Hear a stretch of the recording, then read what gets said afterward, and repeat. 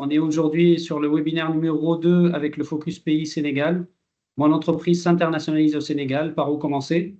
Nous sommes ravis aujourd'hui d'accueillir un panel de qualité avec nous qui vont nous aiguiller, nous orienter, ou plutôt vous aiguiller surtout, les gens qui y êtes là et qui entendez ce webinaire, sur comment vous implanter le cas échéant en tant qu'entreprise spécialisée dans la health tech au Sénégal, sur le marché sénégalais. Je suis ravi de compter parmi nous aussi Ahmed Fayed, le directeur de la représentation commerciale de la Tunisie à Dakar, représentant de la CEPEX, Monsieur Mostafa Cissé, directeur général adjoint de l'APIX SA, et Monsieur Mandia Yendao, expert consultant international et CEO de Next Africa. Ce beau panel sera modéré par Monsieur Mezen Al-Qassem, expert technique international et chef de projet KWFL auprès d'Expertise France, à qui je cède tout de suite la main pour le webinaire. Merci à tous pour votre disponibilité. Merci beaucoup, Hichem. Merci beaucoup et ravi d'être parmi vous cet après-midi pour ce webinaire sur le Sénégal, un pays que j'apprécie beaucoup et que j'ai eu l'occasion de visiter il y a quelques mois, et bien sûr en présence de Sirimad Fayed, qui a été notre hôte sur place pendant les quelques jours où on était avec des entreprises tunisiennes.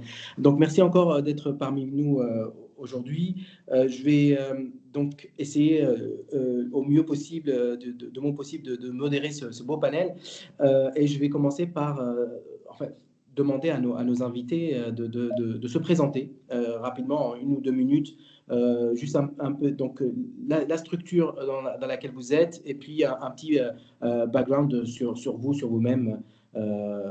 Ce serait très enrichissant pour nous et pour pouvoir démarrer ce webinaire. Donc on va commencer avec commençons avec Sindao. Bonjour Sindao, donc Next Africa. Oui, bonjour tout le monde. Alors, merci pour l'introduction. Alors, je m'appelle Mandia Yendao. Moi, je suis docteur ingénieur en physique et j'ai un profil aussi biomédical, parce que j'ai fait un DEA dans ce domaine-là. Et en particulier, donc, concernant l'entreprise, donc c'est d'un côté, donc, un cabinet de conseil qui intervient beaucoup dans des missions de stratégie et même aussi de delivery, mise en œuvre, accompagnement, excellence opérationnelle pour les agences de coopération. Et peut-être juste quelques références, c'est nous qui avons accompagné, on va dire, à la formulation de la stratégie nationale d'intelligence artificielle du Sénégal. Actuellement, l'opérationnalisation de la Startup Act au Sénégal, on est aussi, on va dire, en conseil, j'accompagne ça. Et en particulier aussi sur le santé, on a eu, on va dire, différentes missions. Voilà, donc de manière générale, c'est ce que nous faisons. Conseil stratégique, excellence opérationnelle, accès au marché, recherche de financement, et puis de l'offshoring aussi. Voilà. Merci beaucoup, Monsieur Ndao, et merci d'avoir répondu présent à notre invitation. Monsieur Cissé, donc le directeur général adjoint de l'APIX. Oui, bonjour tout le monde. Donc, mon nom est Mostafa Cissé. Je suis le directeur général adjoint de l'APIX.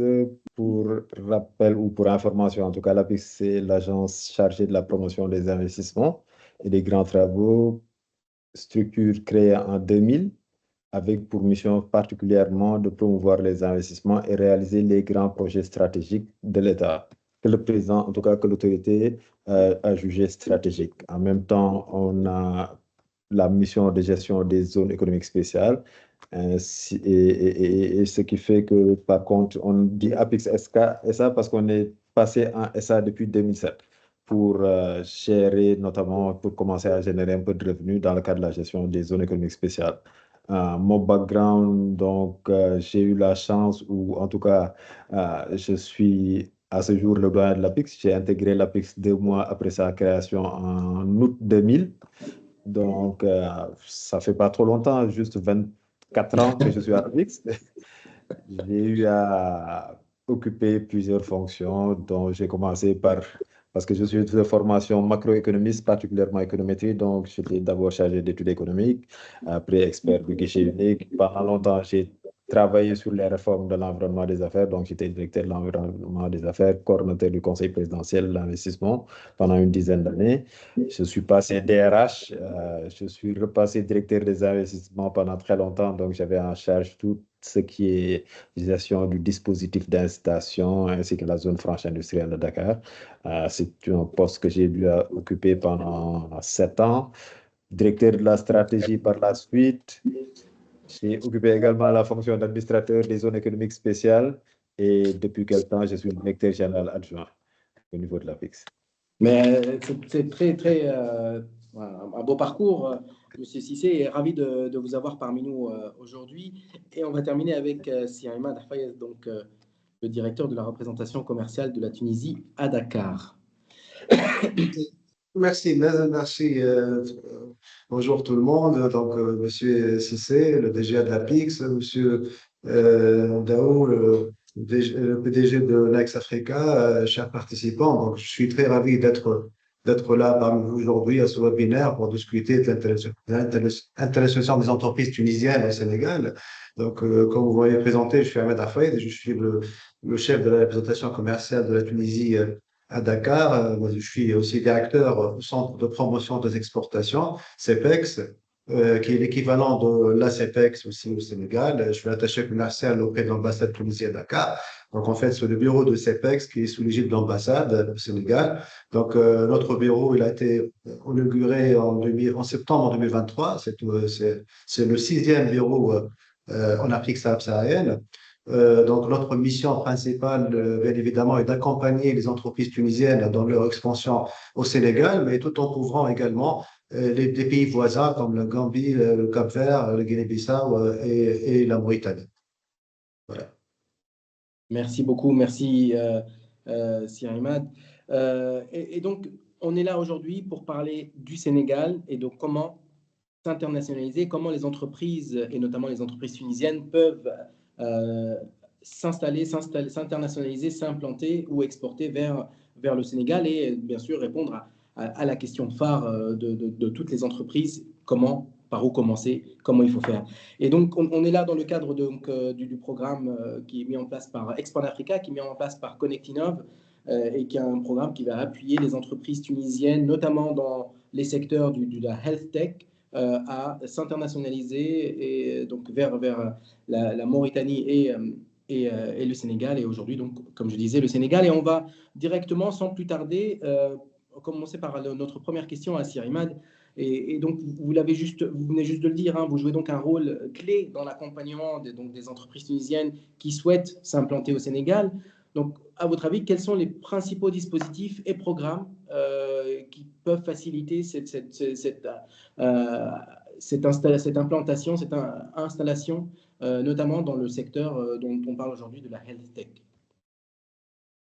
Bon, merci pour cette question essentielle qui nous permet de mettre en lumière les efforts déployés pour accompagner les entreprises tunisiennes dans leur développement au Sénégal, notamment dans un secteur aussi stratégique que la santé en général. Donc, mais permettez-moi tout d'abord de rappeler l'importance du marché du Sénégal. C'est un pays frère et ami en tant que partenaire commercial privilégié pour la Tunisie. Donc, le Sénégal est le deuxième client de la Tunisie en Afrique subsaharienne, donc représentant une part de 11% de nos exportations, avec un volume de 144 millions de dinars, donc c'est l'équivalent de 29,8 milliards de francs CFA en 2024.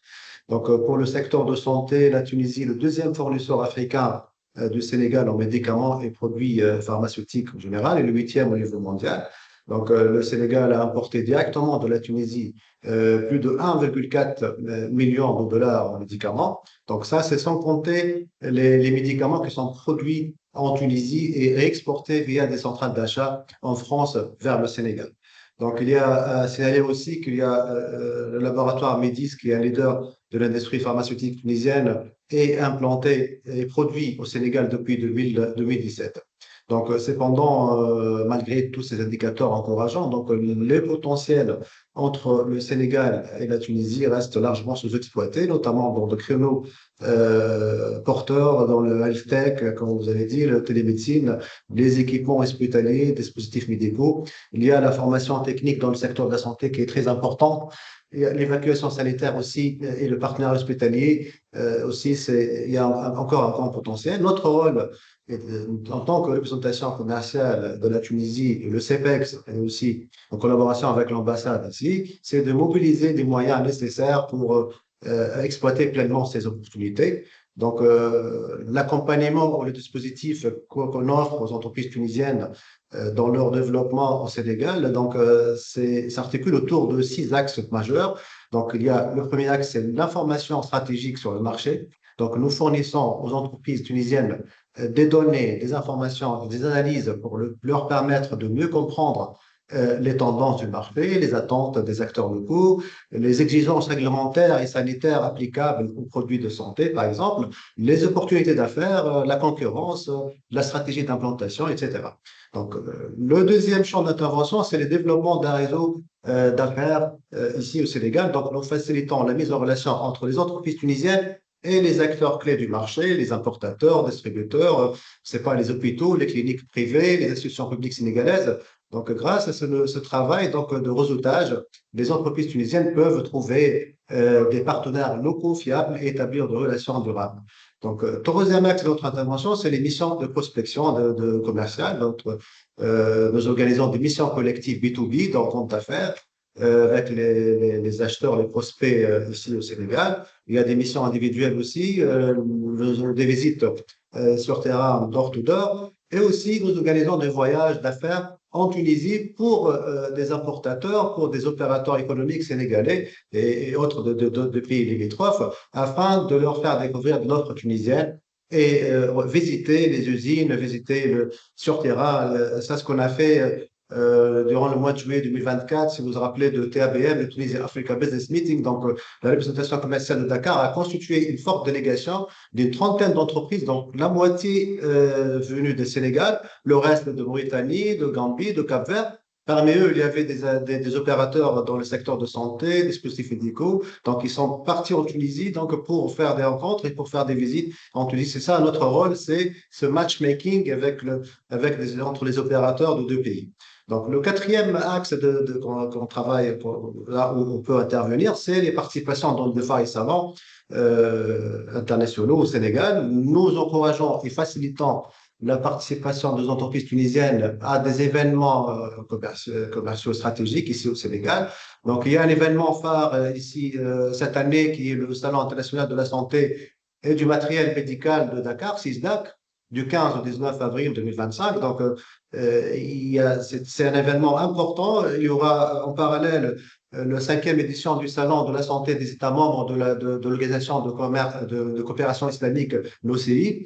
Le thème de cette année est la santé, le vecteur de développement économique des pays de l'OCI. Je ne sais pas, mais si à votre niveau, ou que dans le cadre de projet, si on peut organiser quelque chose en marge où c'est prévu dans le programme, en marge de ce salon, c'est très intéressant comme salon. Donc, nous encourageons vivement les entreprises tunisiennes à participer à cet événement pour présenter leur savoir-faire et rencontrer des partenaires ici au Sénégal. Le 5e axe de notre intervention, c'est l'appui logistique administratif. Nous accompagnons les entreprises tunisiennes dans leur démarche d'exportation, les formalités administratives. On peut intervenir dans la procédure d'agrément et d'enregistrement de produits de santé, par exemple auprès de l'ARP, les accompagner dans la mise en place de leur structure locale et distribution et ici pour ouvrir des stocks de stockage ou n'importe quelle présence ici, on peut les accompagner. Le dernier axe qu'on travaille, c'est le soutien financier via le FAPRODEX.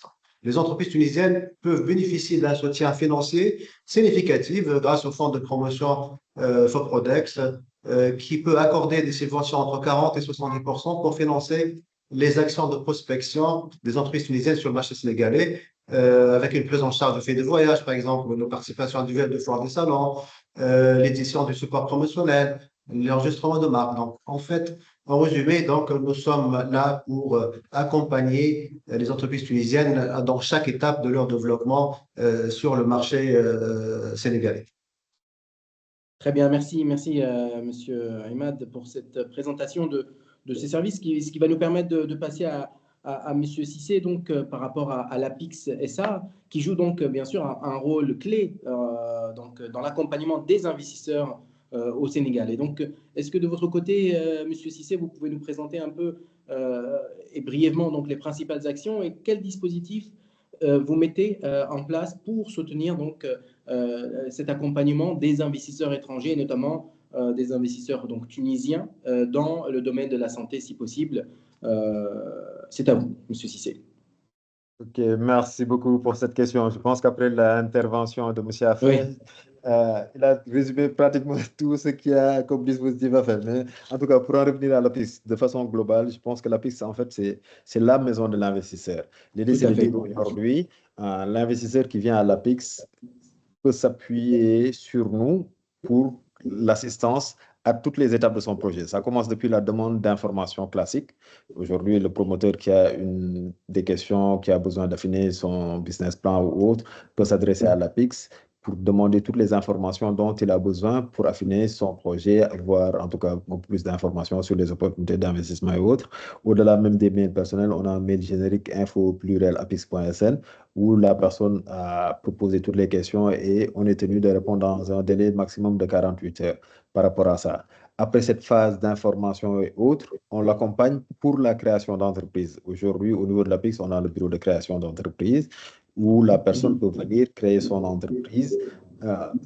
Entreprise individuelle, le dossier est déposé directement pour entreprise individuelle ou GE, ou par contre, si c'est une société à capitaux, il passe par le notaire qui le dépose à l'APIX. Si ça passe par un notaire, le dossier est traité dans un délai de 24 heures. Si c'est pour une entreprise individuelle, c'est 48 heures pour la phase de création d'entreprise. À partir de ce moment également, interviennent toutes les formalités administratives qui sont nécessaires à la réalisation de son projet. L'investisseur peut s'adresser à l'APIX qui sert d'intermédiaire avec l'administration compétente. L'idée, c'est de dire, en fait, aujourd'hui, l'investisseur tunisien qui vient au Sénégal, peut-être ne connaît pas les méandres de l'administration ou qui s'occupe de quoi dans tout ça. Il peut être perdu dans le dispositif en se disant, moi, je me concentre sur mon cœur de métier. Je viens à l'APIX qui est mon interlocuteur. L'APIX me dit, voici toutes les formalités dont j'ai besoin. Et l'APIX est habilité à travers même une loi spécifique pour effectuer les formalités pour le compte de l'investisseur. Et l'avantage également, c'est que ces formalités sont réalisées dans des délais fixés par la loi également. Parce que la loi fixe un délai aux administrations pour répondre aux sollicitations, enfin répondre soit favorablement ou en tout cas même si la réponse est négative, elle doit être motivée. À défaut de ça, l'administration peut être dessaisie au profit d'une autre commission qui se prononce. Donc, souvent, les délais sont respectés. Et quelle que soit la demande d'autorisation de titre ou de licence, il peut s'adresser à l'APIX pour occuper les formalités administratives. Au-delà de cette assistance sur les formalités administratives également, il s'adresse à l'APIX pour bénéficier du régime incitatif. Aujourd'hui, dans le dispositif classique, il y a plus ou moins 3 régimes qui existent. On a un régime... Excusez-moi. On a quelqu'un qui est peut-être en... Est-ce qu'on peut mettre mute? Merci. Allez-y, M. Cissé. Donc, ce que je disais, en fait, pour bénéficier du régime incitatif, que ce soit le code des investissements, enfin, on y reviendra un peu plus tard, le statut de l'entreprise franche d'exportation ou le régime des zones économiques spéciales. Pour tous ces régimes sont administrés par l'APIX et l'investisseur peut s'adresse à l'APIX pour bénéficier de ces régimes et même dans ce cadre également, il bénéficie de l'assistance de l'APIX pour monter le dossier et l'aider à bénéficier de ces régimes incitatifs. Enfin, on va partager après avec vous pour l'ensemble des incitations qui sont offertes dans ce cas où on pourra après tout à l'heure les résumer. Mais même au-delà maintenant même de ces régimes incitatifs également, on accompagne l'investisseur en cas de problème entre guillemets. On ne le souhaite pas, mais on a un département, ce qu'on appelle problem solving, pour l'aider à résoudre les problèmes qu'il pourrait éventuellement rencontrer avec les administrations. Là également, à ce niveau, on sert d'intermédiaire, on essaie autant que faire se peut d'assister l'investisseur pour qu'il puisse exercer dans d'excellentes conditions ces choses. Et également, on l'accompagne dans la recherche de partenaires. Aujourd'hui, sans nous immiscer dans la relation commerciale, on facilite la mise en relation. Même à ce propos, je pense dans les prochains jours, on va lancer la plateforme électronique de mise en relation qu'on a développée pour faciliter en tout cas la recherche de partenaires entre l'investisseur et ses éventuels partenaires sénégalais là-dessus. Mais évidemment, Par contre, dans ce domaine, on ne s'immisce pas dans la relation commerciale. On fait juste la mise en relation sans nous immiscer D'accord. De façon globale, en fait, on fait tout se financer. On n'a juste pas beaucoup d'argent à mettre dans le projet. Et encore même à ce niveau, on fait un peu la mise en relation avec les institutions financières parce qu'on a signé beaucoup de protocoles avec les Très bien. banques, les institutions financières pour accompagner la réalisation de ça. De façon globale, c'est un résumé des services qu'on offre. Maintenant, euh, pour le cas spécifique des Tunisiens, de façon globale, on travaille beaucoup avec certaines organisations patronales, notamment Connect, Oui. et d'autres. Et en fait, il y a pas de discrimination. Les Tunisiens ont les mêmes droits que les Sénégalais, de façon globale, pour dire. Donc, autant que faire se peut, on accompagne, on assiste tous nos partenaires traditionnels. Mais il y a une relation, c'est ce que j'ai senti aussi quand j'étais à Dakar il y a quelques mois, il y a une relation assez très amicale entre Il y a les Tunisiens. il y a une relation très étroite, même à la limite, même au-delà des investisseurs. L'APIX, dès le début de sa création, s'est beaucoup inspiré de l'expérience tunisienne et même enfin, aussi bien pour la gestion des guichets uniques et autres. À l'époque, je me rappelle, enfin, comme j'ai eu la chance, j'étais là, Oui, même pour la création, la gestion des zones aménagées, on a oui. bénéficié de l'expérience tunisienne pour ça et dans sur beaucoup de dossiers, on a des relations très particulières avec la Tunisie sur ça. On s'inspire beaucoup de l'expérience tunisienne pour la gestion même enfin, les services qu'on offre aux investisseurs Oui, de façon merci, globale. monsieur Cissé. Juste une petite question. Est-ce que dans la réglementation donc sénégalaise, est-ce que l'entreprise qui veut s'implanter ou créer, ou quelqu'un qui veut créer une entreprise au Sénégal doit avoir un partenaire local ou pas? Non, non, non. Pour l'instant, en fait, il y a la libre entreprise. Aujourd'hui, D'accord. j'ai pas, pour créer l'entreprise, vous n'êtes pas tenu d'avoir un partenaire sénégalais. Maintenant, ce qui se passe, il y a certains secteurs pour lesquels on a besoin d'avoir un partenaire C'est mieux, sénégalais bien sûr. dans le secteur de la santé et autres. Mais là-dessus également, on est en train même de travailler sur des réformes pour permettre la libre entreprise. Également, par contre, là, ce qui est important de noter, les nouvelles autorités, quand même, recommandent fortement, et là, c'est une position qu'ils assument, le développement des joint ventures. Donc, ces Oui, bien partenariats sûr. gagnant-gagnant. Et autant que faire se peut, ils militent en faveur du développement de partenariats entre les investisseurs étrangers et les investisseurs locaux pour quand même pouvoir bénéficier de ce transfert technologique ainsi que de ce Bien sûr. know-how. Et puis Donc, le c'est transfert fortement. d'informations C'est et ça, d'expérience, et je c'est ça, pense voilà, c'est une c'est relation win-win, indispensable. comme vous l'avez dit, Ouais. gagnant-gagnante, parce que ça Ouais. Mais facilite aussi pour l'investisseur étranger. mais Oui. sinon, une société classique peut être 100% détenue par un étranger. Monsieur Cissé nous rappelait le mail que nos auditeurs Info, peuvent oui, c'est utiliser. ça. infos, @apix.sn. Parfait, merci beaucoup. Merci beaucoup, Monsieur Cissé. Je vais passer à Monsieur Ndao. Monsieur Ndao, vous êtes le dirigeant de Next Africa. Est-ce que vous pouvez un peu, enfin, de votre point de vue, de votre perspective, nous présenter comment vous percevez l'évolution de l'écosystème de la RegTech au Sénégal aujourd'hui et voilà, comment vous accompagnez aussi les entreprises, et comme on vient de voir en tant que secteur privé, comment vous accompagnez les entreprises étrangères et notamment tunisiennes à s'établir au Sénégal, pardon. Merci beaucoup. Donc, en fait, je voulais à la suite justement de M. Cissé amener un petit complément déjà parce que quand on parle de health tech, en particulier, on parle beaucoup de startups.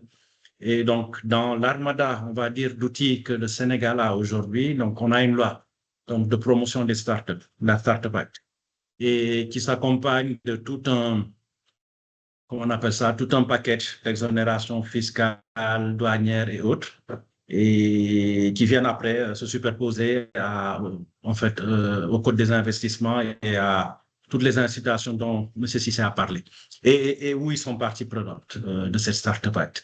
Et je reconfirme, je suis moi-même venu peut-être 9 fois en Tunisie, à titre privé, et en particulier sur le sujet startup et écosystémique.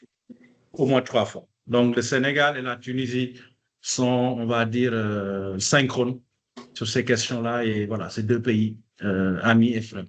Maintenant, concernant les opportunités. Voilà, l'écosystème donc de la health tech, comment vous voyez ça aujourd'hui au Sénégal? Alors, comme beaucoup de pays africains, c'est-à-dire tous les secteurs ou les sujets primaires, que ce soit agriculture, énergie, santé, donc les secteurs primaires, c'est des secteurs qui sont, on va dire, structurants. Et donc, il y a beaucoup à faire actuellement, beaucoup à faire. Jusqu'à maintenant, comme partout ailleurs aussi, il y a eu des solutions, on va dire, conventionnelles où c'était l'État, ainsi de suite.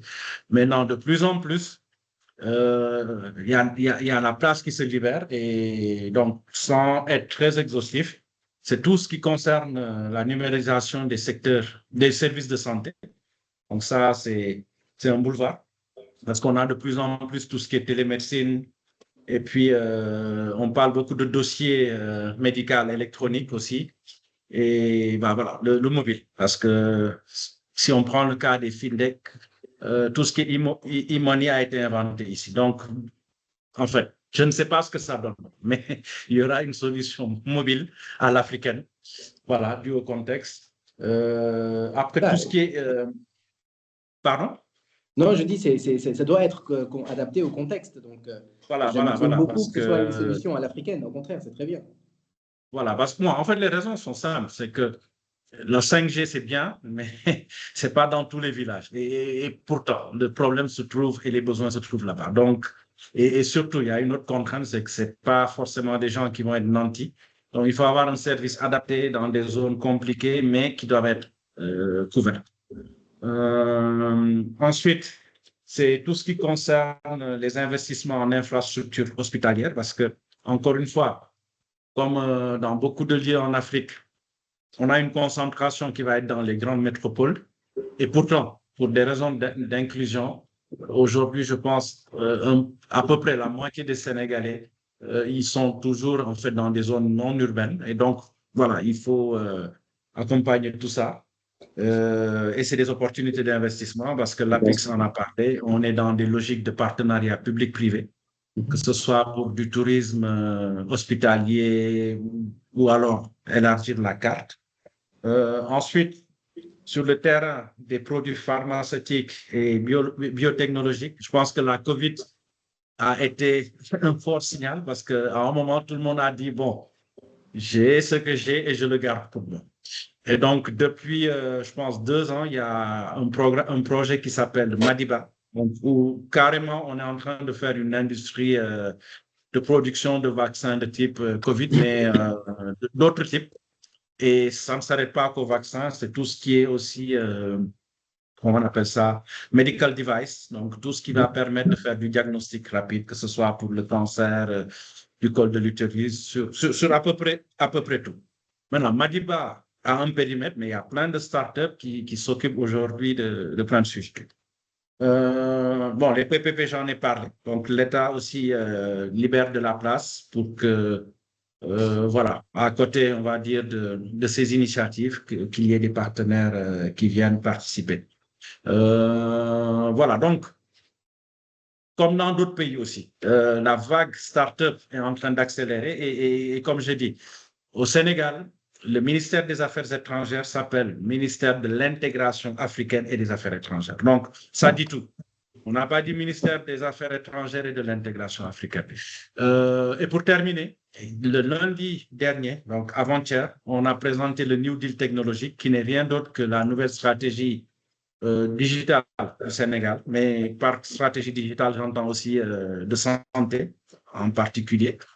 Et dans la salle, il y avait 5 ministres. C'est venu de quoi? Il y a eu récemment une annonce du président des États-Unis qui a annoncé 500 milliards à mettre dans l'IA. Ensuite, il y a eu une annonce de l'Union européenne ou de la France de 200 milliards. Et ces gens-là étaient dans la même salle lors du sommet mondial de l'IA. Ils se sont regardés. Parce que autant la Côte d'Ivoire avait budgétisé 1 ou 2 milliards d'euros. Et le Sénégal, c'était à peu près le même. En fait, ils se sont regardés. Il y avait Côte d'Ivoire, Sénégal, Guinée, Guinée-Bissau, Gambie et d'autres. Et à ce moment-là, ils se sont dit, bon, on ne peut pas être sur les quantités. C'est-à-dire, on ne va pas dire, nous aussi, on va faire 1000 milliards. Mais par contre, si on commence à réfléchir latéralement, c'est-à-dire, on a un marché commun, autant il y a des frontières, mais sur le numérique, c'est encore plus simple. C'est qu'aujourd'hui, quand on fait du TikTok ici, bah, ça se consomme en Guinée. Et donc, il y a des similitudes. Si je prends le Pulaar, il est parlé du Sénégal au Nigeria. Donc, voilà. Et ils se sont posé cette question. Et l'élément qui permettait de voir ça, c'est que le jour de la présentation du New Deal technologique, tout le monde a dit dans la salle que ce n'est pas la stratégie du Sénégal. C'est la stratégie de tous ces pays. Le supercalculateur qui est à Diamniadio devient le supercalculateur de la Gambie, de la Guinée. Et je donne mon exemple. Au mois de novembre, j'ai été invité par le gouvernement ivoirien pour participer à la formulation de la stratégie de données EDIA de la Côte d'Ivoire. Certains m'avaient dit, mais toi, tu vas leur donner ce qu'on a en avance. J'ai dit non, on ne se bat pas entre nous. Exemple, la Tunisie a fait en premier la Startup Act et la Tunisie est en train d'aider tous les autres pays à y arriver. Et donc, c'est ce modèle d'Ubuntu. Je suis parce que nous sommes. Où c'est même pas de dire c'est l'Afrique contre le reste du monde, c'est Ubuntu. C'est-à-dire, mettons-nous ensemble maintenant. Ceux qui sont dans des zones homogènes vont essayer de répondre à des problématiques homogènes. C'est les langues locales, c'est voilà, toutes les questions qui sont très africaines et que personne d'autre ne pourra régler. Voilà, et donc c'est par rapport à ça que, autant aujourd'hui sur la santé, peut-être que la Tunisie va avoir une avance, ainsi de suite. Sur d'autres sujets, peut-être que le Sénégal, par exemple les fintech, peut-être. Le Sénégal pourra, voilà, peut-être venir avec certaines choses. Donc voilà, marché dynamique, l'État a compris, il y a une Startup Act, l'APIX est ici, ils vous parleront de zones économiques spéciales, de ZAI, zones aménagées pour les investissements et plein d'autres choses. Il y a une réforme du code des investissements, code des impôts. Voilà, maintenant tout ça doit se transformer et après il faut le faire, comme il le dit, avec des gens qui maîtrisent le terrain. Et maintenant, en bonne intelligence, voilà, avoir l'ouverture et la connaissance de l'intérieur et voilà, marcher sur ces deux pieds-là. Merci, M. Ndao. Et je vous rejoins sur le côté qu'il faut, enfin, chacun va apporter quelque chose en fait, et il faut que ce soit une relation de collaboration et une relation gagnante-gagnante entre les pays africains, puisque chacun peut apporter beaucoup même au développement et à la croissance du continent en lui-même. Et puis après, il y a bien sûr d'autres choses qui vont venir après. On va en parler aussi un peu de la ZLECAf, par exemple, qui peut aussi être une porte d'entrée ou faciliter quelques échanges. Donc, très bien, merci beaucoup pour toute cette... toutes ces informations. Et encore une fois, je pense que vous l'avez bien dit, hein, donc il faut vraiment prendre en contexte, et ça c'est un conseil qu'on peut donner aussi aux entreprises tunisiennes qui sont intéressées par le marché, c'est qu'il faut prendre en compte le contexte local et bien sûr adapter, localiser leurs produits aux besoins du consommateur. Je vais revenir à Monsieur Cissé, et donc on peut parler un petit peu ici Donc, on a dit que le Sénégal est cité comme un marché très attractif pour les investisseurs étrangers. Vous l'avez dit vous-même, vous mettez en place et vous avez mis en place beaucoup d'outils pour pouvoir faciliter la venue d'investisseurs étrangers. Donc, selon vous, quels sont les principaux atouts qui en font donc un environnement, si on peut ajouter à ce que vous avez dit tout à l'heure par rapport à la BICSA, mais qui en font un environnement favorable aux entreprises et en particulier dans le secteur de la santé. Et encore, si on peut aller un peu plus loin et peut-être de votre point de vue présenter certaines perspectives d'investissement dans le domaine, ou peut-être potentiellement dans la stratégie APIX, dans le domaine de la santé et de la health tech. Ok, c'est vrai que de façon globale, enfin, d'abord, il faut dire que le Sénégal est une destination privilégiée pour les investissements, de façon globale. Je reviendrai tout à l'heure dans le domaine de la santé, de façon globale, sur par rapport à tout ça, le fait que ce soit, de par sa position géographique, aujourd'hui, le fait que ce soit une économie ouverte en expansion, sur l'environnement des affaires qui est très favorable aujourd'hui aux investissements, la protection des investissements et surtout la stabilité politique et un Oui. élément juridique. Je pense que de façon globale, c'est un pays et qui est ouvert également aux investisseurs aujourd'hui. C'est clair que c'est une option qui est prise de façon globale. Maintenant, dans le domaine de la santé, aujourd'hui, comme depuis la COVID, enfin, ça a été même depuis un peu longtemps parce qu'il y a eu quand même des multinationales dans la santé qui s'étaient implantées au Sénégal depuis longtemps. Enfin, même comme vous dites, Médicé là-bas, Pfizer était là. Bon, Pfizer est parti pour d'autres considérations. Mais de façon globale, la santé a toujours été un secteur prioritaire. Ça s'est renforcé avec la COVID qui a montré toute l'importance qu'il y a aujourd'hui à assurer enfin, en tout cas, à assurer l'autonomie dans ce domaine. Et de façon globale, hein, il y a beaucoup d'opportunités d'investissement quand on regarde rien que dans le domaine de la formation. Aujourd'hui, le Sénégal a besoin de formation pour des infirmiers, des sages-femmes, sur les filières de façon globale qui tournent autour de la santé. On a besoin de formation assez importante. On parle de 6 000 infirmiers ou sages-femmes d'État qu'il faut former de façon globale pour mettre le personnel aux normes. On a l'avantage d'avoir une faculté de médecine qui forme, y compris beaucoup de Maghrébins, y compris beaucoup de Tunisiens qui, paradoxalement, sont formés au Sénégal et viennent s'installer après en Tunisie. Et nous, on envoie nos malades se faire soigner en Tunisie. D'où l'idée, c'est de dire aujourd'hui, à partir du moment où on a une bonne formation, il y a beaucoup d'opportunités d'investissement dans le domaine des infrastructures, de la santé. Aujourd'hui, en termes d'hôpitaux, de façon globale, dans le nouveau plan, enfin la vision Sénégal 2050 qui a été présentée récemment par les nouvelles autorités, on parle de la possibilité ou en tout cas de l'objectif de créer au moins 10 hôpitaux, de construire 10 hôpitaux de niveau 3 et niveau 4 dans les prochaines années. Il y a toute la filière sur l'industrie pharmaceutique qu'on a besoin de redynamiser.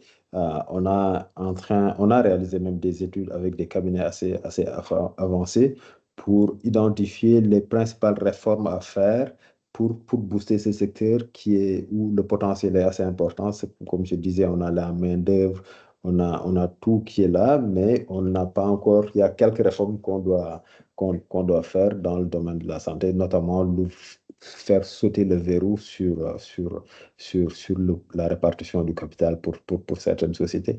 Aujourd'hui, on parle beaucoup de zones spéciales de tourisme médical. Tout à l'heure, Magali en parlait, c'est qu'aujourd'hui, quand on regarde tout ce qu'on a comme Sénégalais déjà qui vont se faire soigner à l'étranger, alors que théoriquement, la capacité existe pour se faire soigner au Sénégal, c'est juste le plateau infrastructurel qui n'existe pas aujourd'hui. Mais sinon, en termes de capacité, on a les professeurs qui se sont disposés à le faire. Quand on regarde tout le personnel de la sous-région, enfin tous les habitants de la sous-région, en tout cas surtout les pays limitrophes qui viennent se faire soigner au Sénégal, et qui n'ont pas un dispositif approprié pour prendre en charge cette clientèle particulière qui vient souvent avec des accompagnants qui ont des besoins spécifiques. Ils sont traités comme tout le monde parce qu'il n'y a pas de discrimination, mais il y a une réelle opportunité aujourd'hui à créer des zones spécifiques pour le tourisme médical, surtout que apparemment on aurait, enfin je ne sais pas, dans le domaine, il y aurait beaucoup de propriétés par rapport à certaines zones. Par exemple, au niveau du lac Rose, on nous dit qu'il y a beaucoup de maladies qui pourraient être soignées dans cette zone et profiter enfin, du lac, en tout cas, ainsi que de ça. Donc, pour dire, en fait, en termes d'offres de santé, il y a beaucoup de choses à faire sur les plateaux médicaux pour relever. Également dans le domaine de la formation. Dans le domaine de la fabrication des médicaments et des molécules, on a commencé, il y a quelques industries qui démarrent, mais aujourd'hui, le fait de savoir que il y a beaucoup d'opportunités encore. Ce que je dis souvent, c'est dommage aujourd'hui que certains produits soient encore importés dans le domaine de la santé. Je dis n'importe quoi, que ce soit la santé ou même la parapharmacie. Quand je pense à tout ce qu'on utilise dans l'industrie parapharmaceutique qui est importé aujourd'hui et qui peuvent être fabriqués au Sénégal. Et il y a un marché très, très, très important. Et les autorités sont conscientes de ça. Et je pense qu'aujourd'hui, il y a des opportunités à saisir. En tout cas, de façon globale, hein, je pense que tout est à faire dans ce domaine. On a l'expertise, on a les conditions qui sont réunies, mais dans chaque niche ou dans chaque sous-secteur, dans le domaine de la santé, on voit qu'on est très, très, très loin de satisfaire la demande. Jusqu'à présent, on importe de l'eau, des solutions glucosées, on les importe. C'est juste de l'eau, du sucre, des fois, qu'on importe alors qu'on peut les fabriquer au Sénégal. Tout ce qui, je ne parle même pas des seringues et autres. Enfin, dans tous ces secteurs, il y a beaucoup de choses à faire et les autorités sont conscientes de ça. On ne demande qu'une chose, c'est que ces multinationales viennent nous voir et nous fassent part de leurs préoccupations. En tout cas, aujourd'hui également, nous, dans le cadre des réformes, c'est un autre aspect de notre fonction, c'est qu'on est à l'écoute des investisseurs pour qu'ils nous disent qu'est-ce qu'il leur faut comme réforme pour qu'ils puissent investir au Sénégal.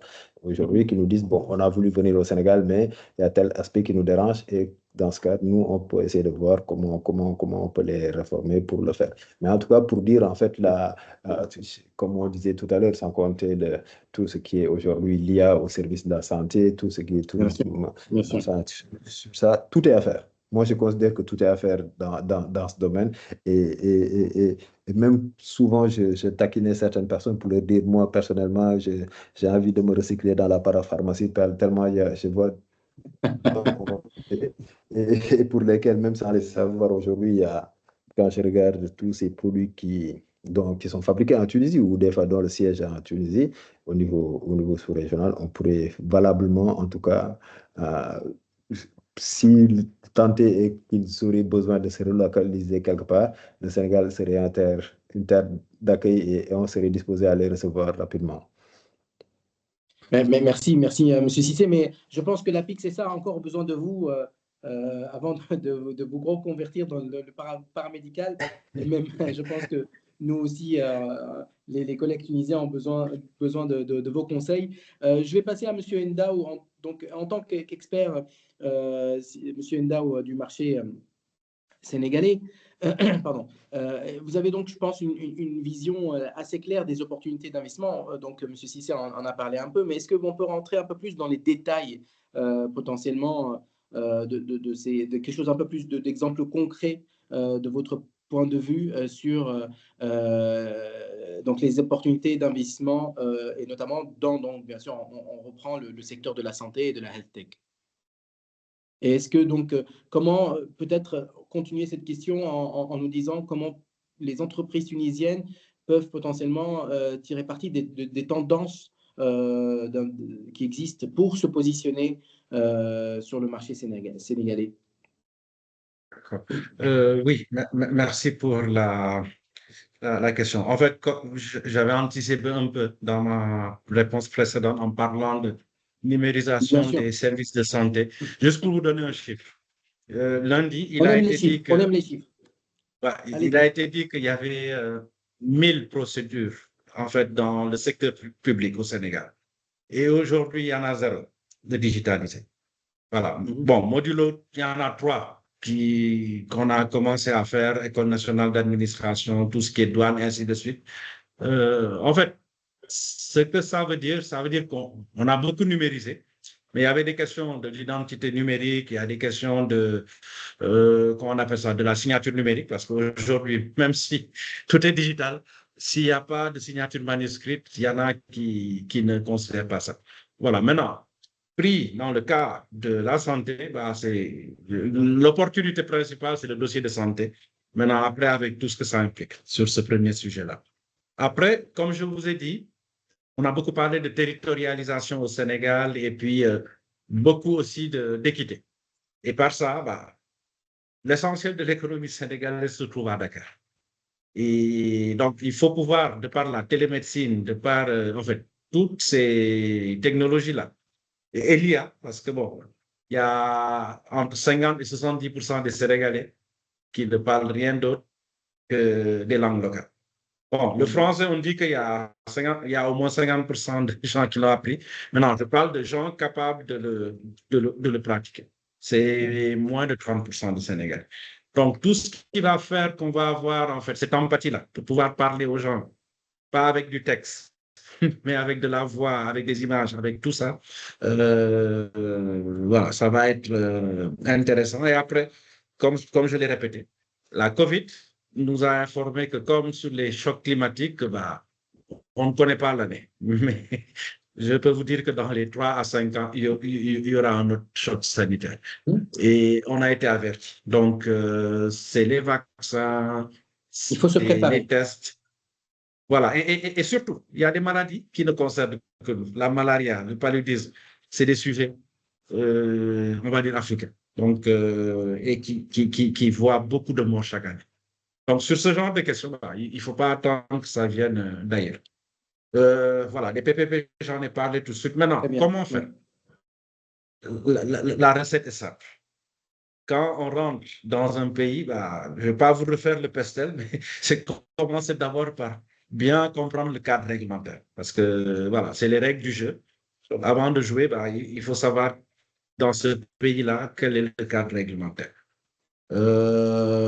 Ensuite, c'est de bien comprendre le marché. Pareil, donc on connaît le cadre. Maintenant, il y a des spécificités qui font que ici, il faut une analyse détaillée des besoins, connaître les acteurs en place, les dynamiques concurrentielles, ainsi de suite. Donc, comme ça a été dit par Moustapha de l'APIX, une bonne partie de ça peut être absorbée par le service d'accueil orientation de l'APIX, mais ils ne feront pas 100%. Donc, il y a certaines spécificités où aller en profondeur, il faudra se faire accompagner par des cabinets spécialisés. Ensuite, comme il l'a expliqué, le Sénégal est très ouvert, mais quand on rajoute aussi ce fort positionnement pour devenir de plus en plus souverain et avoir une économie très endogène dans les joint ventures. Donc, comme il a expliqué, bah, ici, l'établissement de partenariats locaux, bien sûr, où voilà, on regarde les complémentarités et surtout voir dans les deux sens. Il ne s'agit pas de recevoir que de nouveaux services ici, c'est voir en fait comment on travaille ensemble. Ensuite, qui parle de produits, parle de design thinking, donc il faut adapter, on va dire, ces produits qui des fois existent aux réalités locales. Parce que, voilà, en Tunisie, peut-être qu'il y a une certaine manière de faire, bah, ici, ce sera différent. Et le dernier élément, c'est la gestion des aspects logistiques et financiers. Et pourquoi j'en parle? Vous avez parlé de ZLECAf. Bah, malheureusement, entre les pays, il y a des traits qui n'existent pas dans la vraie vie, mais il y a des frontières. Et donc, à ces frontières-là, aujourd'hui, il y a, on va dire, certaines contraintes douanières. Et entre Tunisie et Sénégal, je pense qu'on traverse beaucoup de traits. Donc, il faut maîtriser ça déjà en termes de cadre réglementaire. Ensuite, logistiquement parlant, pour pouvoir amener d'un produit du Sénégal jusqu'à Carthage, aujourd'hui, je sais vous dire qu'il y a au moins 3 ou 4 startups sénégalaises qui font tout le corridor, qui quittent Dakar jusqu'au Maroc et qui chargent pour aller en Belgique. Voilà, donc ça existe maintenant, il faut le savoir, parce que sinon on va avoir tendance à quitter la Tunisie, aller en France jusqu'à Paris et redescendre ici. Voilà, donc maîtriser les aspects logistiques, de douane, supply chain et enfin les aspects financiers. Parce qu'à un moment, il faudra faire entrer du cash. Bon, vous avez fait la Startup Back avant nous, donc je ne vais pas commenter parce que vous connaissez ce sujet et surtout, vous avez une autre contrainte, c'est que vous utilisez des devises pays. Donc, bon, nous avons le CFA, mais il est un peu plus communautaire, disons. Et donc, les mêmes problématiques vont se poser. Des grands investisseurs ne vont pas investir en CFA. Ils le feront en dollars ou en euros. Et voilà, après, dans les montages, il faut être un peu sophistiqué, c'est-à-dire la holding, ainsi de suite. Mais bon, ça c'est des sujets que vous connaissez. On pourra en reparler, mais voilà. C'est tout ça. Parce que pour que l'argent puisse retourner en Tunisie, bah, il faut avoir le bon montage. On ne fait pas rentrer des CFA comme on veut. Tout à fait. C'est encore d'autres obstacles. Mais vous avez répondu à ma question, à mes deux questions en même temps, j'allais vous poser également cette question. Mais bon, on y reviendra peut-être un petit peu plus tard avec les autres intervenants. Mais moi, je voulais aller plus, en fait, prendre une vision un peu plus globale, parler rapidement de ZLECAf avec M. Imad Hafeïd, potentiellement un petit peu de cette zone de libre-échange. Et donc, qui constitue pour tous les pays africains donc une porte d'entrée stratégique pour les entreprises et pour les entreprises africaines, et là, dans notre cas, pour les entreprises tunisiennes qui cherchent à se développer sur le continent. Et je voulais avoir un peu votre avis, monsieur Imad, sur comment donc, ces entreprises peuvent-elles tirer parti des opportunités qui sont offertes par la ZLECAf et en particulier sur la santé. Donc, oui, mais en fait, si vous m'entendez, allô? Oui. Donc, avant de parler des SDCAF réellement, donc, en fait, le Sénégal, déjà, c'est un marché en plein essor, une économie, c'est la deuxième économie d'Afrique de l'Ouest francophone, déjà qui offre beaucoup d'opportunités pour les entreprises tunisiennes. Il constitue déjà une porte d'entrée incontournable et stratégique vers l'Afrique de l'Ouest. Donc, le Sénégal, en tant que membre de l'Union économique monétaire ouest-africaine, UEMOA, qui regroupe 8 pays, ce qui donne un accès à un marché de 120 millions de consommateurs. Le Sénégal aussi, il est membre de la communauté économique de l'État d'Afrique de l'Ouest, CEDEAO, qui ouvre les portes aussi à un marché encore plus vaste de plus de 360 millions de consommateurs. Donc, le Sénégal, comme on l'a dit, c'est une deuxième économie après la Côte d'Ivoire, qui affiche une croissance très rapide et soutenue. En 2023, le taux de croissance était de 4,1. En 2024, on s'attend à 6,1% en 2024. En 2025, on estime la croissance du Sénégal qui va grimper jusqu'à 10%. Ces perspectives prometteuses sont renforcées par l'entrée du Sénégal en 2024 au cercle des producteurs d'hydrocarbures. Et au début de l'année, ils ont commencé aussi à exploiter les champs gazifiés partagés avec la Mauritanie. Ceci va stimuler davantage son économie. Dans le secteur de la santé, donc le budget de l'État qui est alloué à la santé connaît une augmentation constante. Donc, il a atteint plus de 330 millions d'euros en 2023. Le gouvernement sénégalais a mis en place plusieurs plans, comme a dit M. Cissé, pour améliorer l'accès aux soins, renforcer les infrastructures sanitaires au Sénégal. Le dernier en date était l'agenda Sénégal 2050. Ceci traduit l'engagement de l'État à faire de la santé une priorité nationale. Donc, il faut savoir que le Sénégal importe encore plus de 90% de ses médicaments. Donc, avec une valeur d'importation des produits pharmaceutiques dépassant les 308 millions d'euros. Donc, qui classe le Sénégal en 10e position, 2e rang de pays importateurs de médicaments, de produits pharmaceutiques en Afrique subsaharienne. Donc, le Sénégal aussi, il ambitionne également de devenir une destination de choix pour le tourisme médical. Il y a près de 4000 structures de santé au Sénégal, dont 40 hôpitaux publics, 120 cliniques privées, 79 districts de santé, plus de 1200 officines de pharmacie. Donc, le pays dispose d'un réseau sanitaire en pleine expansion. Il y a de nouveaux sites hospitaliers qui vont voir le jour, comme a dit M. Cissé, tandis que d'autres qui sont en cours de rénovation. Cette dynamique va créer une demande, bien sûr, accrue qui représente une réelle opportunité pour les entreprises tunisiennes, notamment dans le domaine de la santé digitale, les produits pharmaceutiques et les équipements médicaux. Donc, pour ce qui est de la zone de libre-échange continentale, la ZLECAf, comme vous savez, elle rassemble tous les pays africains, parce que 54 sur le signataire sur les 55 qui comptent le continent. Donc, ça va encore renforcer ces opportunités pour les entreprises tunisiennes, en particulier dans le secteur de la santé et de l'industrie pharmaceutique. Vu que la ZLECAf, ça sera la plus grande zone de libre-échange au monde, qui va offrir un accès à un marché unique de 1,3 milliard de consommateurs. Donc, ce chiffre-là devrait atteindre 2,5 milliards d'ici 2050.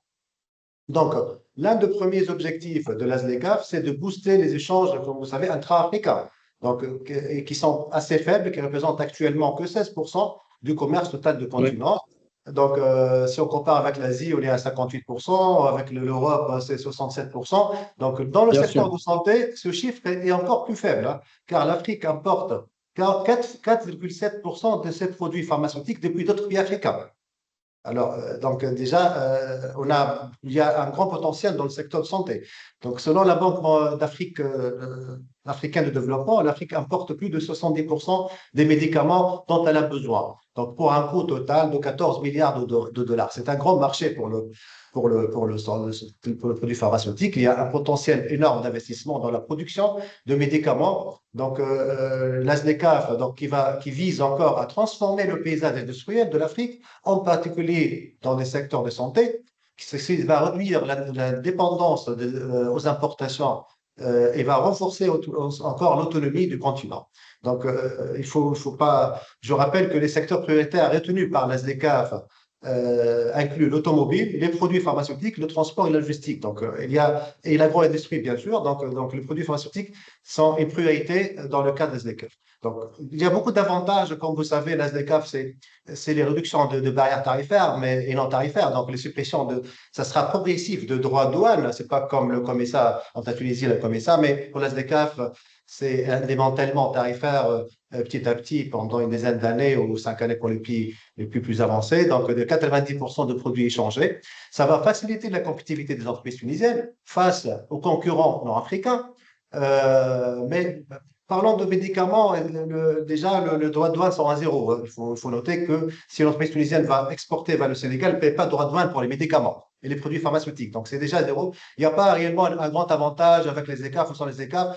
Au contraire, donc, quelle que soit l'origine, le médicament ne paie pas de droit de douane ici au Sénégal et dans presque la majorité des pays d'Afrique subsaharienne. Donc, peut-être la SDCAF, elle va donner plus elle va encourager, elle va aider à supprimer les barrières non tarifaires et douanières. Et aussi, elle va aider à l'harmonisation de réglementation et de normes. C'est très important. Donc, notamment, la création de l'Agence africaine de médicaments. Donc, ça va harmoniser au niveau africain. Donc, il faut peut-être, grâce à cette position, donc le Sénégal est peut-être un hub, une plateforme pour la production et la distribution de produits pharmaceutiques tunisiens pour les autres membres de la SDCAF. Merci, Monsieur Ahmad. Merci pour ces chiffres, parce que comme je disais tout à l'heure, j'aime beaucoup les chiffres. Mais je vais terminer, parce que j'aimerais bien aussi qu'on puisse donner un petit peu la parole à nos éditeurs.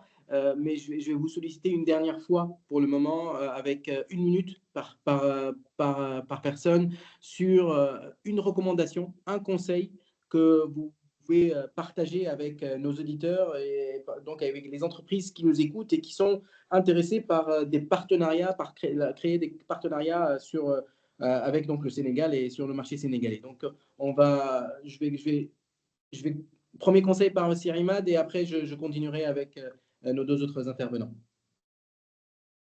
Pour les conseils, donc, je pense qu'il faut que les entreprises tunisiennes réalisent une étude approfondie du marché. Il ne faut pas se lancer comme ça. Donc, avant d'exporter ou de vous implanter, il est très important de faire une analyse détaillée du marché, identifier le besoin spécifique du consommateur sénégalais pour bien évaluer la concurrence. Et aussi, il faut aussi adapter les produits aux particularités du Sénégal. Bien choisir votre partenaire parce que ici, à part le médicament, il faut passer par des agences de promotion. Tout ça, je parle des produits pharmaceutiques et autres équipements. Donc, il faut bien choisir un importateur-distributeur fiable. C'est la façon la plus courante pour accéder au marché, c'est avoir un bon distributeur. Donc, proposer des prix compétitifs. Le marché est sensible au prix. Et aussi, le plus important, c'est les relations interpersonnelles. Donc, le Sénégal, comme on connaît, il est connu par la terre de Karenga, c'est l'hospitalité. Là, on est un peuple très proche. Donc, je pense même dans les affaires, les relations humaines, elles sont très fondamentales dans les affaires au Sénégal. Donc, il faut investir plus de temps à rencontrer vos partenaires, à venir ici au Sénégal, à inviter vos partenaires tunisiens parce que on ne peut pas faire des affaires à distance. Et pour avoir un bon réseau ici, il faut être là, il faut miser sur les relations personnelles. Parfait, merci, Monsieur Ahmad. Monsieur Ndao? Alors, je valide déjà tout ce qu'il a dit. Ici, c'est le relationnel, et puis 2, le jour où vous prenez l'avion, c'est celui qui suit qui va être en priorité. Donc, si vous n'êtes pas là, ça va être compliqué. Donc, s'il faut juste donner un conseil, moi, c'est de dire que il faut s'inscrire dans une vision à long terme. Bien Pourquoi? sûr. Parce que la santé, c'est pas un sujet où on vient, on fait un truc en 2 mois ou en 1 an ou même 2 ans. Ça se construit. Et c'est pertinent parce que comme avec mon collègue Moustapha Cissé, on l'a dit, c'est qu'on cherche actuellement à avoir une économie endogène. Et donc, avant, parce que bon, les marchés qui concernent la santé, il y aura très souvent l'État qui va être impliqué. Et donc, quelqu'un qui ne peut pas donner des gages qu'il n'est pas là pour faire un one-shot ou être là pour 3, 4 ans et puis partir, peut-être qu'on va lui donner des choses, mais on ne va pas lui ouvrir, on va dire certaines choses. Donc, il faut s'inscrire dans cette durée, être peut-être sur des choses, des segments ou des marchés, on va dire, avec un potentiel assez intéressant, qui ne peut pas être que sénégalais. Il faut réfléchir sous-région et puis peut-être la porte d'entrée du pilote peut être ici, mais il faut réfléchir sous-région et après, avoir un pied sur place. Maintenant, Très bien. pour ça, après, il y a d'un côté, il y a des structures qui peuvent accompagner, mais si je prends mon cas, moi, je suis un des 15 connecteurs de Digital Africa. Donc, il y en a un en Tunisie qui couvre le Maroc et autres. Donc, quand on veut savoir ce qui se passe en Côte d'Ivoire, Nigeria et autres, en fait, on est 15 à couvrir le continent. Donc, sur les questions de l'investissement, de la recherche, de l'entrepreneuriat et de l'innovation, on a cette vue. Bon, j'en parle parce que c'est le groupe AFD aussi, Oui, Digital Africa. oui, Voilà, c'est ça. donc Merci. c'est faire jouer le réseau et puis physiquement, soit avoir un partenaire qui lui est là, ou en tout cas réfléchir progressivement à comment est-ce que voilà, on commence à semer la graine. Merci, Voilà. merci, Monsieur Ndao. Et j'adhère sur le physiquement, être présent. Encore une fois, c'est un très beau pays, c'est très accueillant et puis on mange très bien chez vous aussi. Donc, bien sûr, il faut faire le déplacement. On va terminer avec un conseil de Monsieur Cissé. Merci beaucoup. En fait, évidemment, j'approuve parfaitement les conclusions qui ont été tirées par M. Ndao tout à l'heure sur ça. Insister sur le fait qu'aujourd'hui, comme on dit, quand on pense Sénégal, faut pas penser Sénégal en tant que tel, mais vraiment, c'est le marché de la sous-région, surtout dans tout ce qui est industrie pharmaceutique et autres. Et, faire des analyses approfondies. Et souvent, ce que j'ai l'habitude de dire également, abuser et user de nos services. Nos services sont gratuits. Ce que j'ai l'habitude de dire, le sourire, même le bonjour n'est pas obligatoire. Donc, il ne faut pas hésiter à user, à abuser. Parce que c'est souvent des opérations assez importantes. Et un conseil n'est jamais de trop. Et autant que faire se peut, n'hésitez pas, nos services sont ouverts à tout moment, on peut nous joindre à tout moment, un coup de fil, un mail, WhatsApp, n'importe quoi.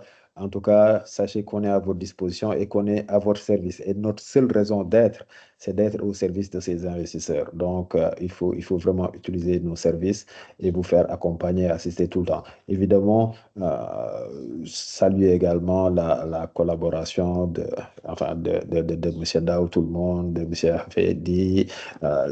On a l'habitude de travailler ensemble sur d'autres sujets, sur Oui. lesquels. Donc, pour dire que c'est des gens de qualité qui sont là.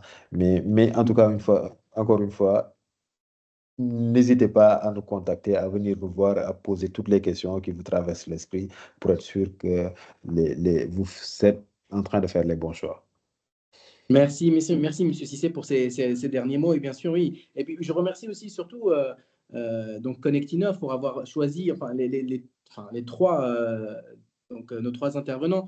Et donc, pour nos auditeurs, n'hésitez pas, que ce soit pour la représentation commerciale tunisienne via monsieur Ahmad ou bien sûr Next Africa ou l'APIXESA, n'hésitez pas à les contacter directement pour avoir des informations. Et donc, comme ils l'ont dit très bien, ils sont prêts à vous aider. Et on peut prendre une ou deux questions, Hichem. Est-ce qu'on a 5 minutes? J'ai laissé un peu 5 minutes. Oui, on peut rajouter 5 minutes, effectivement, si les panélistes sont disponibles pour 5 minutes supplémentaires, si vous nous autorisez à 5 minutes supplémentaires. Ils sont tellement sympathiques qu'ils vont nous donner 5 petites minutes. Allez, visiblement, Mazen ne vous laisse pas le choix. Alors, allons-y pour les questions. Ouais. Alors, je vois déjà, il y a une question. Oui, non, mais on va essayer de faire des questions assez courtes. Hein. On va pas rentrer dans la description parce qu'on va essayer d'aller droit au but puisqu'on est tous pour faire du business. Donc, une petite question courte et comme ça pour que nos intervenants puissent répondre aussi d'une façon assez pratique et pragmatique. Eh bien, alors je vois que Phare Maghreb a levé la main et il y a une question dans le chat. Donc, on va prendre 2 questions et des réponses rapides, des questions rapides déjà, s'il vous plaît, Phare Maghreb, et des réponses encore plus rapides de nos panélistes. Comme ça, on ne prend pas beaucoup de temps pour répondre aux questions. Je passe la main à Phare Maghreb et je reviens après à la question de Mohamed Ali Ben Chaben qui est dans le chat. Merci. Très bien. Merci, Hichem, merci à tous les panélistes pour cette présentation. Donc, une simple question. Monsieur Ndéou, vous avez parlé de la logistique et de la problématique de la logistique en Afrique et vous avez cité l'exemple de 3 startups. Est-ce qu'on peut en savoir plus? Qu'est-ce qu'elles font? Quel type d'activité? Comment elles se positionnent par rapport à ça pour faciliter justement la logistique? Très bien. Bon, je réponds du tac au tac rapidement. Ces 3 startups-là, l'une, je pense qu'elle s'appelle Bourg Logistique, voilà. En fait, dans le cadre d'un programme européen qui s'appelle les PEMWECHO, donc de mobilité circulaire, donc avec Enabel. Donc, il y a 60 entrepreneurs sénégalais qui ont été mis en partenariat avec des entrepreneurs belges. Et donc, il y a eu un partenariat, en fait, entre cette start-up sénégalaise et puis une structure qui s'appelle AVL Express, qui est très en fait, bien positionnée sur la logistique. Et leur partenariat consistait en un corridor où, avec des gros porteurs, on peut aller de Dakar jusqu'à Anvers. Voilà. Et la jonction devait se faire au Maghreb, je pense que c'était au Maroc. Mais il y en a une autre qui s'appelle Chargel. Donc, c'est une plateforme qui, on va dire, centralise différents transporteurs, petits porteurs, grands porteurs et autres, et ils font du dispatching. C'est-à-dire, quand il y a un besoin, eux, ils ont accès à un réseau de transporteurs et ils font le link entre le besoin de transport et puis les prestataires. Et c'est pas que pour le marché sénégalais. Ça va jusqu'en Côte d'Ivoire, certainement même en Tunisie. Le troisième qui fait ça, bon, je vais regarder le nom. Il y en a plus que 3. Et en partie aussi tous ceux qui font du dropshipping, voilà, ont tendance à couvrir en partie cette question-là de la logistique parce que comment ça marche ici? Ils créent un compte en Chine ou en France où ils font les achats et puis après, ils acheminent eux-mêmes en faisant du groupage. Et une fois que c'est sur place, après, ils dispatchent. Donc, voilà. Ils le font dans plein de pays. Donc, le refaire en Tunisie ne devrait pas être un souci. Voilà. Je connais au moins 4 ou 5 startups sénégalaises qui font ça à l'échelle du continent.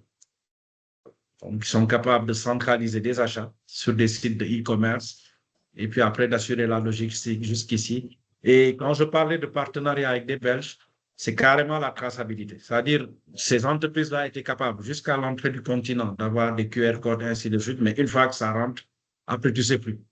Et donc, c'était cette continuité de service-là, jusqu'au last mile, que ces structures étaient capables de faire. Donc là, on peut imaginer une entité tunisienne qui va commencer jusqu'à un certain endroit, peut-être que c'est la Mauritanie, et après, la deuxième partie peut se poursuivre. Voilà. Mais ça, on pourra en reparler. Je pense qu'il y a une immersion qui est prévue, Hichem, sur place. On pourra faire des rencontres. Absolument. Voilà. On prépare le terrain et Phare Maghreb, d'ailleurs, fait partie de la cohorte de Expan Africa pour le Sénégal. Donc, on aura pas mal de choses à discuter ensemble, effectivement, un peu plus tard. Merci, Mandiaï. Et la question... Merci. Alors, la question sur le chat, j'en ai 2, du coup, je suis désolé, Linda, je vais prendre juste la première parce qu'on n'aura pas beaucoup de temps. C'est à propos de la réglementation, la partie légale, en ce qui concerne la télémédecine. Est-ce que vous pouvez, je sais que ça va être très compliqué de le faire en quelques minutes, mais est-ce qu'on peut résumer rapidement l'état des lieux aujourd'hui sur la partie télémédecine et la réglementation en place, mais vraiment un condensé? Qui aimerait... Je peux en dire un mot. Oui. Je peux en dire un mot. En fait, l'arrivée de la 5G est une opportunité parce qu'avec la 5G aujourd'hui, sans avoir de réseau, on va dire, physique, on est capable de même faire de la téléchirurgie, c'est-à-dire d'un point à un autre. Voilà. Et en termes de fiabilité. Maintenant, il faut savoir que depuis 2 ans, La 5G est effective au Sénégal maintenant. Elle n'est pas encore partout. Ensuite, en termes de couverture de connectivité universelle, donc il y a un gros travail. Aujourd'hui, je pense que le taux de couverture de la connectivité au Sénégal est au-dessus des 95%. Et il y a 115% des Sénégalais qui ont des téléphones. Et je peux vous donner les taux de pénétration sur tout ce qui est smartphone. Maintenant, qu'est-ce que ça veut dire? Ça veut dire que du point de vue du réseau, donc télécom, il y a ce qu'il faut. Du point de vue des devices, bon, tout le monde n'a pas de smartphone, mais bon, ça commence à bien diffuser. Voilà. Au Sénégal, on parle beaucoup de réguler, mais de le faire intelligemment. C'est-à-dire pour ne pas entraver l'innovation, donc on va faire des bacs à sable, par exemple, sur ce genre de sujet, où c'est surveillé, mais on ne commence pas, on va dire, par le bâton, en mettant des régulations partout. Maintenant, en particulier sur ce sujet-là, je pourrais vous donner des informations beaucoup plus précises parce que c'est des structures comme Amref Health Africa qui l'ont initié ici. Il y a l'Université virtuelle du Sénégal qui a des espaces numériques ouverts. Donc, dans chacun de ces espaces, vu qu'il y a déjà en fait de la fibre, il est prévu d'avoir voilà, une pièce où on peut faire de la télémédecine, ainsi de suite. Donc, il y a on va dire, un existant. Maintenant, pour l'instant, il y a un boulevard aussi de choses à couvrir pour pouvoir permettre en fait l'inclusion de toutes ces populations. Voilà. Mais ça fait au moins 10-15 ans qu'il y a des projets pilotes, qu'il y a, enfin, il y a un existant. Et en termes de réglementation, il y a une loi, il y a une réglementation, il y a quelque chose qui existe pour Je vais vérifier pour pouvoir collecter ce qu'il faut, mais voilà. Ok. Voilà. Très bien. Merci beaucoup. C'est surtout qu'il y a un gros programme de la Banque mondiale qui s'appelle PAEMS, Programme d'accélération de l'économie numérique du Sénégal, qui pèse 150 millions d'euros. Les 50 millions, c'est pour faire de la santé digitale et en partie régler tous les problèmes dont on vient de discuter. Ah, très bien. Très bien. Merci, M. Ndao. Il y avait quelque chose à rajouter? Use case et autres. Oui, un dernier mot. Voilà. Bon, il y a tout un programme donc, au ministère de Santé du Sénégal pour le e-service de santé digitale. Mais pour la télémédecine, moi, j'ai entendu que voilà, c'est un peu, c'est entre, il y a des cliniques qui le font. La première utilisation au Sénégal, ça datait de 1997. C'est des initiatives comme ça, depuis les interconnexions des hôpitaux avec les satellites, tout ça. Donc, ça date. Mais c'est des efforts du secteur privé, des ONG, des bailleurs de fonds.